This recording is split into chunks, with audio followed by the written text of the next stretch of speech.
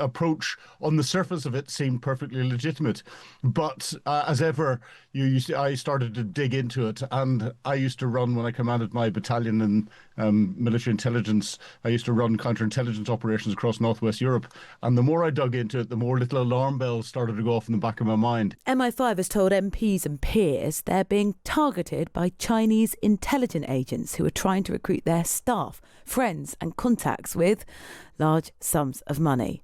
In what appears in some cases to be fairly clunky approaches, the security services named 2 recruitment headhunters who it said were being used by the Chinese Ministry of State Security to target people that were just that one step removed from high priority targets. So former Conservative ministers, an ex-chancellor, advisors, officials, people working for think tanks. MI5 said MPs needed to be on the lookout for approaches and off-the-record sensitive insider information. Well, we're going to look at what this means for our relationship with China in a moment. But first, let's hear from the former British military intelligence officer Philip Ingram, who was, a few years ago, approached by a Chinese spy on LinkedIn. Philip, good morning. Good morning, Rosie. Can you tell us, I know we've talked about it before, but just in a bit of detail, what happened when someone approached you? Well, what happened was I had what I'd consider a legitimate approach for someone to ask to put a report together about the terror attacks that happened in London in 2017 and the UK's approach to counterterrorism, and presented at an international counterterrorism conference in China. This is something that I do. I talk about terrorism in different parts of the world.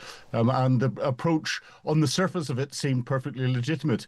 But as ever, I started to dig into it. And I used to run, when I commanded my battalion in military intelligence, I used to run counterintelligence operations across Northwest Europe.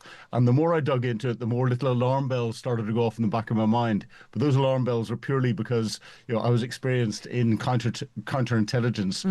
And I then started to put some tests in place to see who this individual was potentially that was asking me to do this. And he failed each one of those tests. And I then started to play with him a little bit and get more information from him that made me certain that this was an individual from Chinese Communist Party. I got that together, managed to get it into the appropriate authorities. That in itself was difficult, who then, a period of time later, confirmed to me that this was a formal approach by someone that was quite senior in Chinese national intelligence. What were those tests that you deployed? Not going into too much detail, but the first one that gave me the alarm bells was how was I going to get paid for this, because I don't do this sort of stuff for free. Yeah. And whenever he turned around and said we'll pay you in cash whenever you go to China, again the alarm bells went off. I asked to meet in London, or even meet in the Chinese embassy in London, to discuss it, and said no, we don't go overseas to meet people. And then to prove it, I said, right, counterterrorism is quite sensitive. I'm not comfortable talking about this on LinkedIn. Can we move to a secure messaging means? And I proposed proton mail, which is something that I know that the average Chinese citizen can't get access to in China. It's very carefully controlled. And within minutes of me proposing that, he had sent me an email to a proton mail address. And I thought, aha, you're now definitely linked to the Chinese government. So let's see what it is that you're after. And I continued the conversation for a period of time to get some information, and then broke off the conversation. Yeah, I think the approach you had was, in some ways, a little bit more sophisticated than the warning that MI5 yesterday gave to these, to the MPs, the parliamentarians, peers, etc. But it doesn't actually have to be that sophisticated for, if someone falls for it, for someone to give up valuable, precious intel. Correct. It doesn't. And this was an example where I was targeted. Now, I'm openly on social media as a former senior intelligence officer, so I'd have expected a slightly more sophisticated approach. But what the Chinese do is they use other individuals to go out on mass approaches so that they can get access to lots and lots of people. And this seems to be what has been identified by MI5 into Parliament. And then look at people who will react back, and then they're passed up the chain.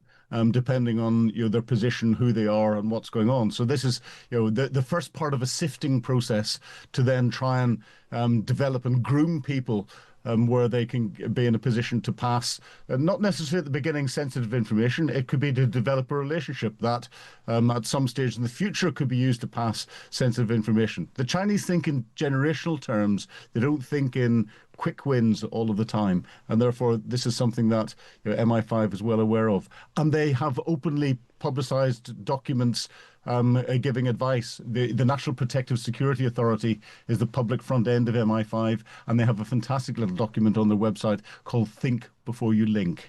That does sound excellent. That's clearly what you did as well. Philip, thank you for explaining what happened in your case. Philip Ingram, the former British military intelligence officer. Listening to that conversation is Elizabeth Braw, Senior Fellow at the Atlantic Council. Elizabeth, good morning. Good morning. How surprised were you by this warning that was issued yesterday by MI5 about these approaches coming from Chinese officials? Not surprised at all. So what we've seen in recent years is that Russia and China have been using they've been hoovering up as much information as they could and can here in the UK and other Western countries, simply because they can.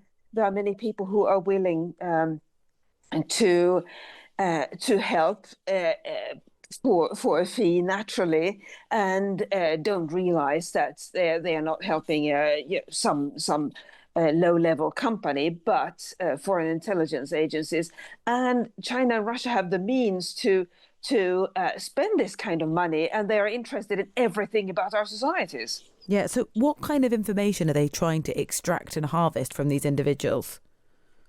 So it can be, so in this case, that's the Houses of Parliament have flagged up. It was information, obviously, from parliamentary business, but it can be anything, which is why we have seen, for example, people in business being targeted, and it can be junior people as well as senior people, especially junior people, because they're easier to get to.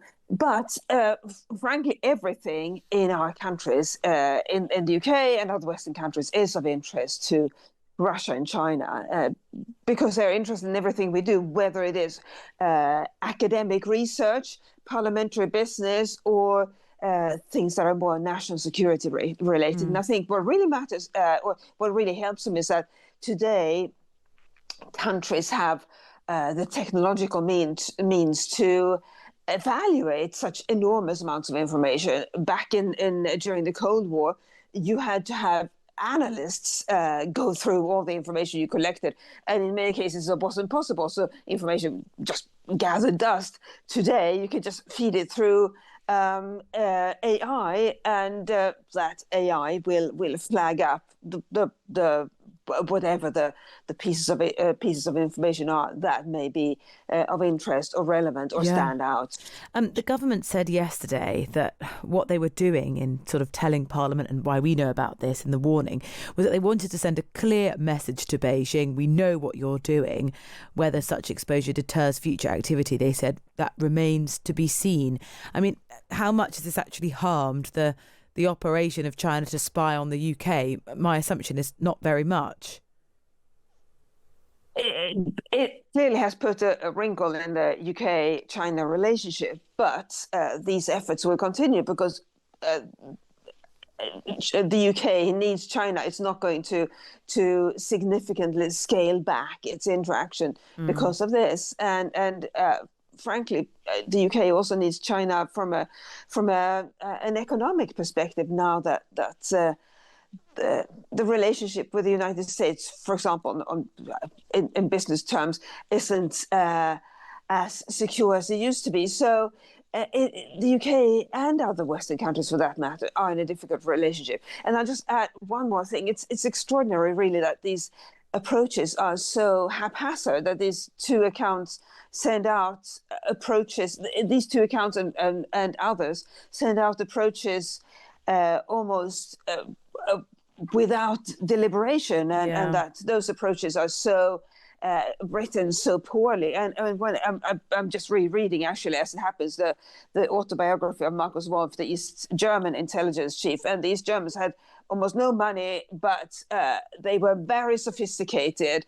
And it's just night and day, the approach by China and Russia today compared to these Germans back then. And one can argue, I think, that investing a bit more care in your targets would be a better approach. But clearly, Russia and China have the money to invest in the sort of Hoover approach. Yeah, in this sort of scattergun, sort of very far and wide approach. Yeah, some of these approaches are sort of littered with typos and they're quite broken English. And yet they obviously still pose some degree of danger. Elizabeth, thank you very much. Elizabeth Braw, Senior Fellow at the Atlantic Council. There is some fantastic, insightful reporting inside the Times of this, including snippets of some of those exchanges that were made on LinkedIn.